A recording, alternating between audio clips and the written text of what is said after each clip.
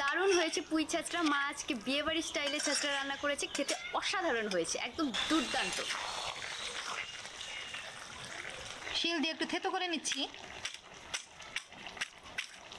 প্রতিটা বিয়ে বাড়িতে ছাঁচড়া আইটেম থাকে। আমি বাজারে একদম টাটকা তাজা পুঁই শাক পেয়েছি, আর রুই মাছের মাথাও আছে। আজকে রুই মাছের মাথা দিয়ে পুঁই ছাঁচড়া করবো। আজকে রান্নার জন্য যা যা লাগবে এখানে সব কিছুই আছে, এগুলো এবার কেটে নেব। এখানে আদা রসুন পেঁয়াজ আলু ছিলে নিয়েছি, কাঁচা লঙ্কা নিয়ে নিলাম। এবার আলুগুলো টুকরো করে নেব।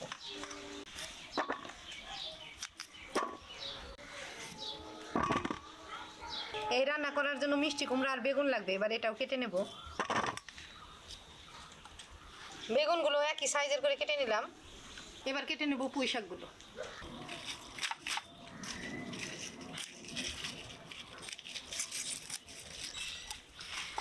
বড় বড় পাতাগুলো মাঝখান বরাবর কেটে দিলাম।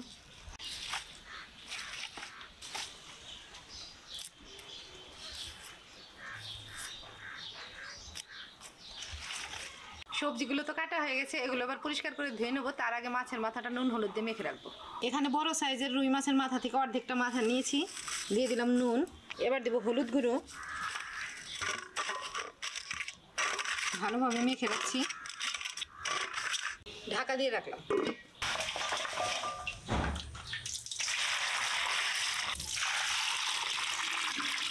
সবজিগুলো ধুয়ে নিয়ে এলাম, উনুন ধরে দিয়েছি। এবার কড়াই বসিয়ে দিব, একদিকে রান্না করবো আর একদিকে মশলা বাটবো।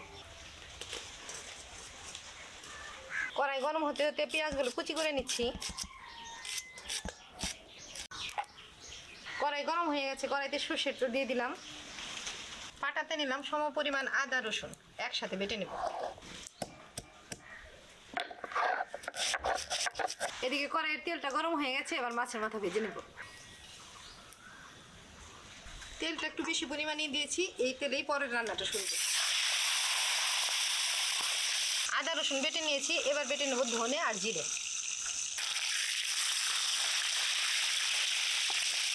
মাছের মাথাটা বেশ কড়া করে ভেজে নিলাম।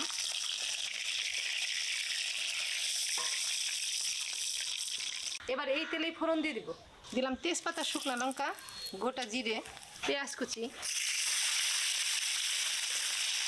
ফোড়নের পেঁয়াজটা একদম কড়া করে ভাজবো না, এর উপরে এখন আলু দিয়ে দিব।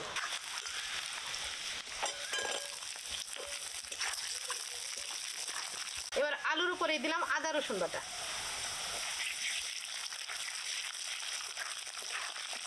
আদা রসুন বাটা দিয়ে আলুর সাথে কিছুক্ষণ ভাজা ভাজা করে নিয়েছি। এবার কেটে রাখা মিষ্টি কুমড়া আর বেগুনগুলো দিয়ে দিব।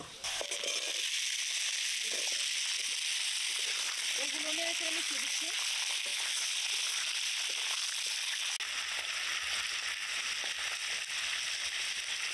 মিষ্টি কুমড়া বেগুন আলু বেশ কিছুক্ষণ সময় অল্প আছে ভাজা ভাজা করে নিলাম। এবার ধুয়ে নেওয়া পুঁই শাকগুলো দিয়ে দিব।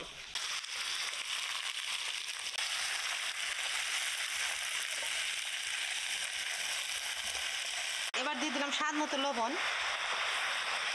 অন্যান্য সবজির সাথে শাকগুলো নেড়ে চেড়ে মজিয়ে নিলাম। এবার বাকি মশলাগুলো দিয়ে দিব। হলুদ গুঁড়ো, লঙ্কার গুঁড়ো আর জিরে ধনে বেটে নিয়েছি, এটাও দিয়ে দিব। জিরে বাটা, ধনে বাটা। এবার নেড়ে চেড়ে মশলাগুলো মিশিয়ে দিচ্ছি। সব মশলা তো দিয়ে দিয়েছি। এবার রান্না করতে আরও প্রায় আমার 10-15 মিনিট লাগবে। এবার মাছের মাথা দিয়ে দিব।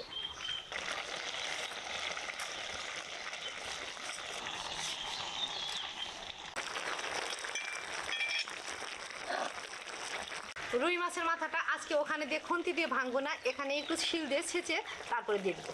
শিল দিয়ে একটু থেতো করে নিচ্ছি। এই যে থেতো করে নিয়েছি।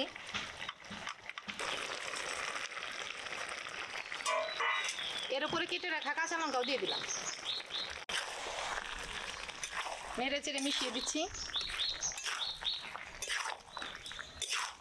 ছাঁচড়াটা একদম শুকনা শুকনা হবে না, তো হবে একটু মাখা মাখা, তাই অল্প পরিমাণে জল দিয়ে দিলাম।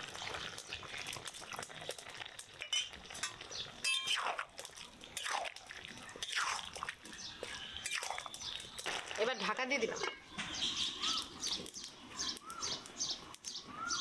কিছুক্ষণ সময় ঢাকা দিয়ে রান্না করলাম। এবার ঢাকা খুলে নেড়ে চেড়ে দিব।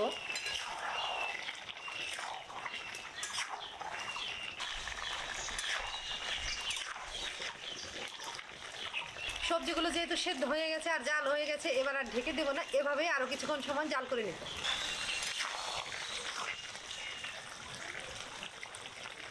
এই যে জলটা প্রায় শুকিয়ে এসেছে,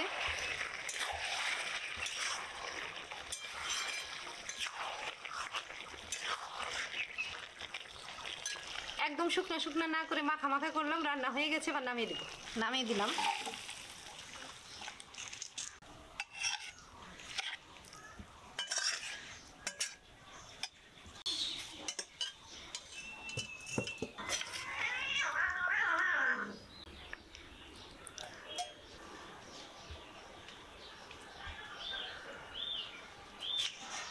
এই ছিল আজকে রুই মাছের মাথা দিয়ে পুঁই শাঁসটা। তো তোমরা যদি কেউ ঘরে বসে বিয়ে বাড়ির স্বাদে এই পুঁই শাঁসটা খেতে চাও, তবে আমার মতো করে রান্না করো, আশা করি ভালো লাগবে। তো তোমরা চ্যানেলটা ইউটিউব থেকে সাবস্ক্রাইব করো, ফেসবুক থেকে ফলো করো, লাইক করো, আর প্লিজ ভিডিওটা শেয়ার করে আমার পাশে দেখো।